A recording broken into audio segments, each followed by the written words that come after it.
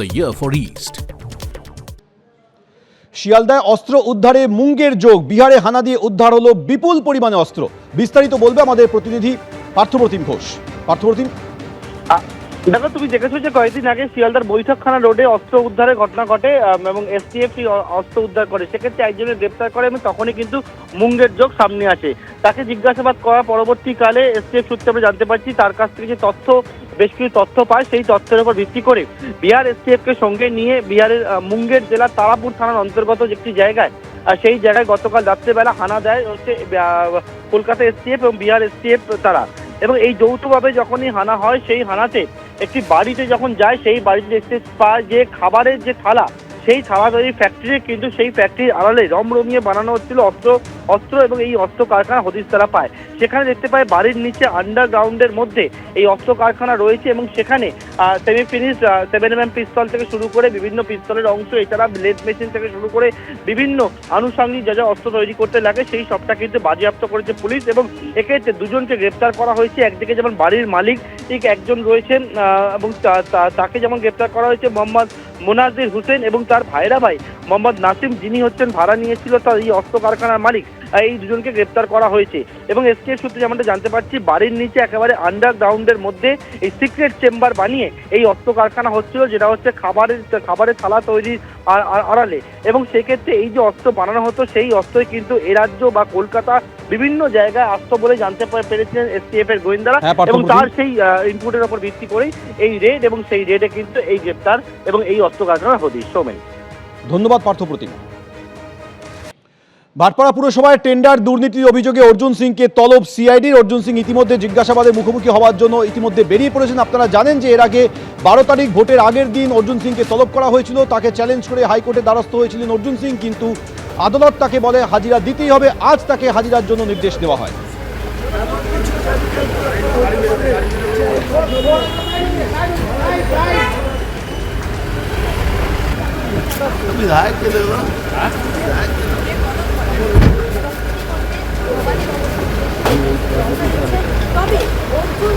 ভাটপাড়া পুরসভার চেয়ারম্যান থাকাকালীন তার বিরুদ্ধে টেন্ডার দুর্নীতির অভিযোগ ওঠে। সেই দুর্নীতির তদন্ত করছে সিআইডি। তাকে ডেকে পাঠানো হয় গত 12 তারিখ, অর্থাৎ গতকাল ছিল ভোট, তার আগের দিন অর্জুন সিংকে ডেকে পাঠানো হয়েছিল জিজ্ঞাসাবাদের জন্য, কিন্তু তারপর তাকে চ্যালেঞ্জ করে আদালতের দ্বারস্থ হন অর্জুন সিং, প্রাক্তন বিজেপি সাংসদ। যদিও আদালত থেকে বলা হয় যে তাকে হাজিরা দিতেই হবে। আজ তাকে হাজিরা দেওয়ার জন্য নির্দেশ দেওয়া হয়। আমাদের সঙ্গে এই মুহূর্তে সরাসরি রয়েছে আমাদের প্রতিনিধি পার্থপ্রতিম ঘোষ। পার্থপ্রতিম, অর্জুন সিং এর বিরুদ্ধে ঠিক কি অভিযোগ রয়েছে? দেখো, ভাটপাড়া মিউনিসিপ্যালিটি চেয়ারম্যান থাকাকালীন অর্জুন সিং এর বিরুদ্ধে কিন্তু 4.5 কোটি টাকা, সেটা কিন্তু একটা দুর্নীতি, সেই দুর্নীতির অভিযোগ দায়ের হয়। এবং সেই দুর্নীতির যে অভিযোগ দায়ের হয় 2020 সালে, তার তদন্তে নামে সিআইডি। এবং সেই তদন্তভার নেওয়ার পরবর্তীকালে সিআইডির তরফ থেকে অর্জুন সিংকে তলব করা হয়। এবং এক্ষেত্রে তোমায় বলবো, এর আগে দুবার তলব করা হয়েছিল অর্জুন সিংকে। তার মধ্যে অর্জুন সিং একবার জানিয়েছিলেন যে যেহেতু নৈহাটিতে নির্বাচন রয়েছে এবং 6টি যে বিধানসভা কেন্দ্রের উপনির্বাচন রয়েছেন, তিনি স্টার ক্যাম্পেনার, এবং সেই জন্য তিনি কিন্তু সিআইডির যে তলব, সেই তলবের মুখোমুখি হতে পারবেন না। এর পরবর্তীকালে গোটা বিষয়ের পর আবারও ঠিক নির্বাচনের আগের দিন, অর্থাৎ 13 তারিখ ভোট ছিল, উপনির্বাচন ছিল, 12 তারিখে অর্জুন সিংকে ডাকা হলো। অর্জুন সিং হাইকোর্টে দ্বারস্থ হয়, কিন্তু হাইকোর্টে দ্বারস্থ হওয়ার পরবর্তীকালে হাইকোর্ট থেকে বলে দেওয়া হয় যে সিআইডির মুখোমুখি হতেই হবে বিজেপি নেতা অর্জুন সিংকে। এবং সেক্ষেত্রে বলা হয় যে একেবারে নির্বাচনের পরের দিন, অর্থাৎ গতকালকে উপনির্বাচন গেছে, তার পরের দিন আজকে ওনাকে মুখোমুখি হতে হবে। 4 ঘন্টার জন্য জেরা করতে পারবে সিআইডি, এবং সেই মতো অর্জুন সিংকে কিন্তু জেরা করতে চান তদন্তকারী আধিকারিকরা। মূলত এই যে 4.5 কোটি টাকা যে দুর্নীতির অভিযোগ উঠছে ভাটপাড়া মিউনিসিপ্যালিটিতে, যখন অর্জুন সিং তিনি চেয়ারম্যান ছিলেন, সেই চেয়ারম্যান থাকাকালীন অবস্থাতে সেই সময় টেন্ডার যে ডাকা হয়েছিল, সেই টেন্ডারে দুর্নীতির অভিযোগ উঠছে। এবং ডোর টু ডোর নানা কাজ, সেই কাজের জন্য এই টেন্ডার ডাকা হয়েছিল, সেক্ষেত্রে কিন্তু দুর্নীতির অভিযোগ উঠছে। এবং সেইটাই কিন্তু সিআইডির দাবি, তারা অর্জুন সিংকে জিজ্ঞাসাবাদ করতে চান।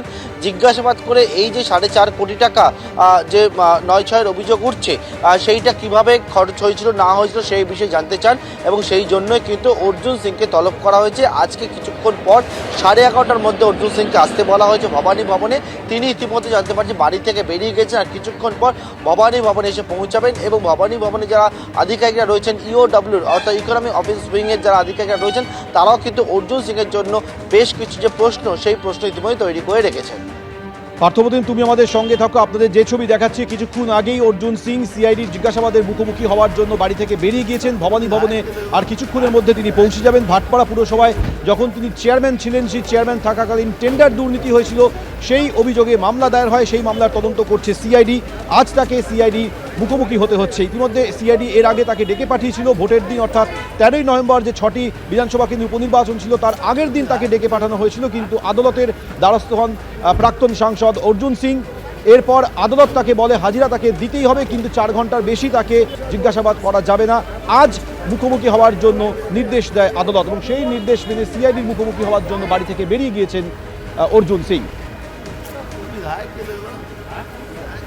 4 বছর ধরে কোনো হেলদোল ছিল না, হঠাৎ 4 বছর পরে 4 কোটি টাকা নাকি আমি দুর্নীতি করেছি। আরে 400, 500, 1000 কোটি টাকা বললে একটা আমারও মান সম্মান থাকতো। 4 কোটি টাকা দুর্নীতির জন্য অর্জুন সিংকে ডাকা হচ্ছে। যে অর্জুন সিংয়ের অ্যাসোসিয়েটস 10 কোটি টাকা মাসে আমাদের লেবার পেমেন্ট আছে, সে অর্জুন সিংকে 4 কোটি টাকা দুর্নীতির জন্য ডাকা হচ্ছে। তার মানে কি something wrong behind the bar.